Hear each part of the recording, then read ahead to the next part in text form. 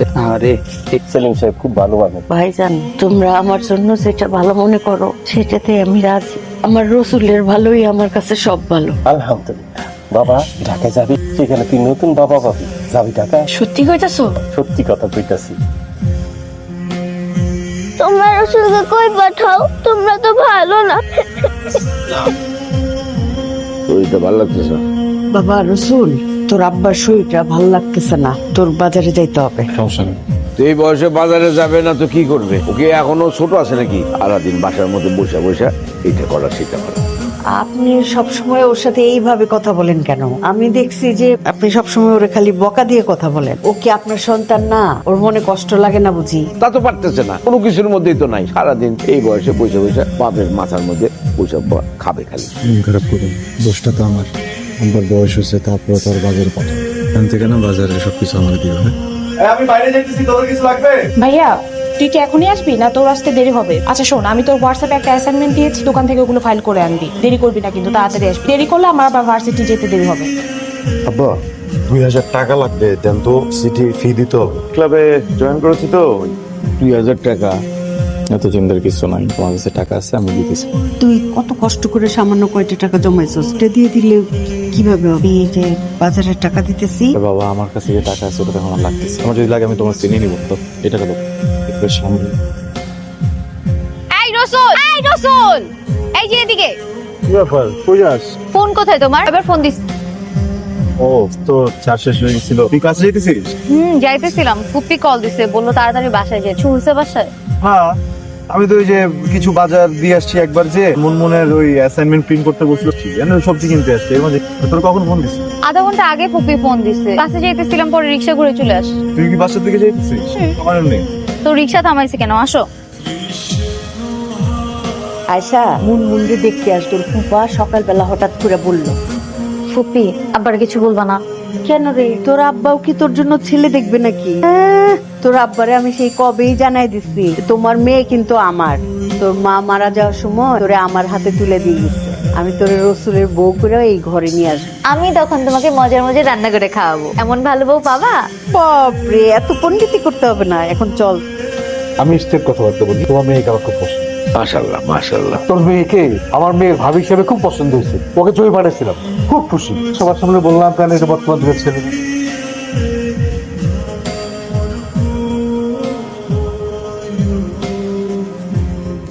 মা,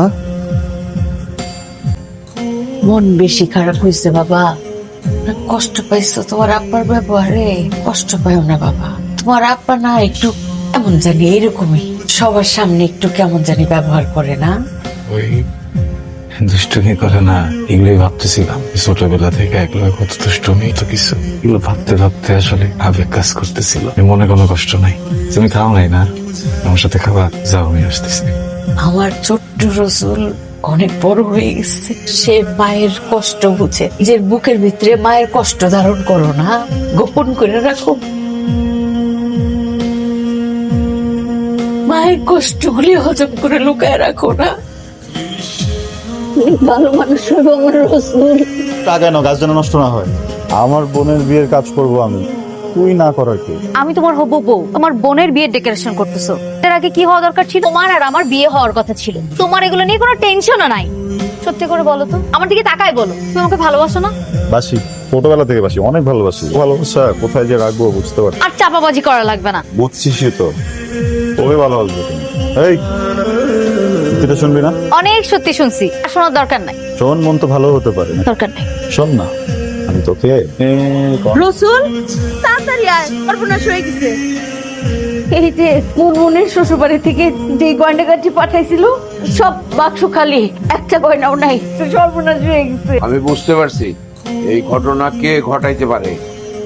বাড়িতে দুধ কলা দিয়া সাপ পোষা হইতেছে। আমাদেরকে বিপদে ফেলার জন্য তো একজনই যথেষ্ট। কার কথা বলতেছেন? আর কথা বলতেছি, তুমি বুঝতে পারতেছো না? তোমার ছেলে রসুলের কথা। আমার ছেলে বলতেছেন? রসুল কি আপনার ছেলে না? আপনি কি বলতেছেন? আমি কেন আমার বোনের গহনা চুরি করতে যাব? আমি তো ছাদে সবকিছু গোছাইতেছিলাম। আপনি সেটা জিজ্ঞেস করেন। এই আচ্ছা, বললাম পারে আব্বা আমি কোনো কিছু চুরি করিনি। সব কে তোর আব্বা? হ্যাঁ, আমাকে আব্বা আব্বা বলার কোনো দরকার নাই। আপনারা তারা চিনেন নাই, ভুল বুঝতেছেন। আমার কোনো আশাই তো পূর্ণ হইল না। কিন্তু এটা তো কোনো সমাধান হলো না আব্বা।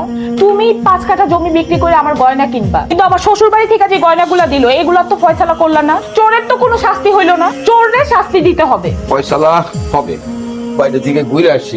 এই নাইমের মা, এই হারামজাদার জন্য বাড়ির বাইরে এক পা রাখতে না পারে, ফিরে আইসা পুলিশের কাছে যাবো। চল চল চল। ওরা তোরে ভুল বুঝছে, ওরা তোরে তোর ভাবছে, ওরা হীরা চিনে না। মা আমি টেনশনে সব বলতে বুঝছো, কোন দিকে বলো কেন?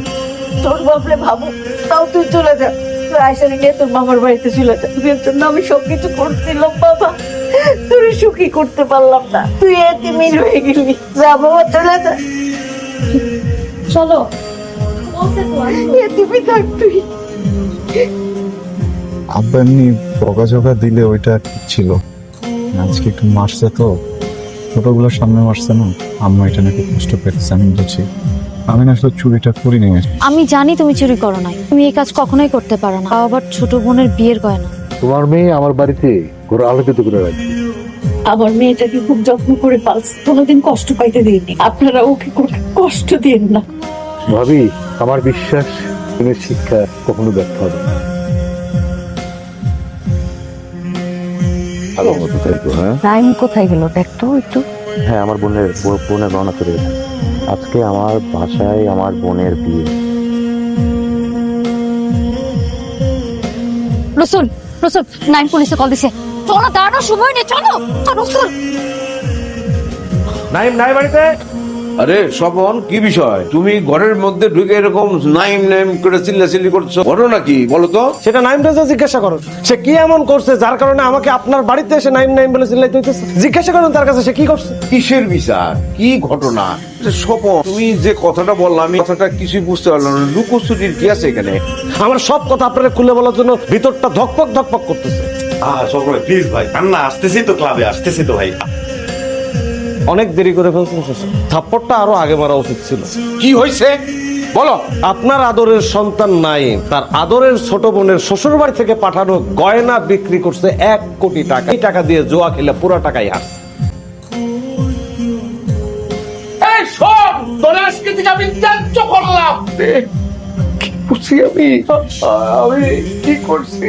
আমার সোনার টুকরা, অন্ত্রের চাইতে বড় সন্তান রসুল আমি এই থেকে বাইর করে দিছি। ও কতবার আমার বাবা বাবা বলে ডাকছে। আমি হ্যালো,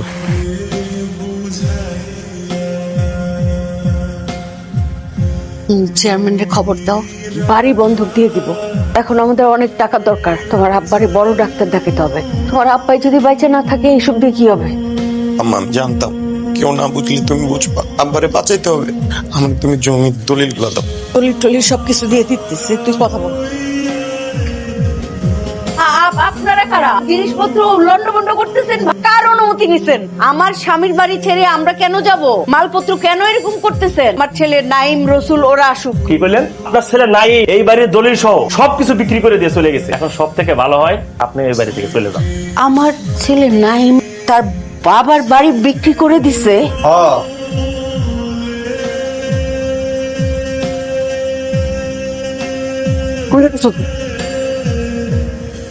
আবার এই অবস্থা কেমনে?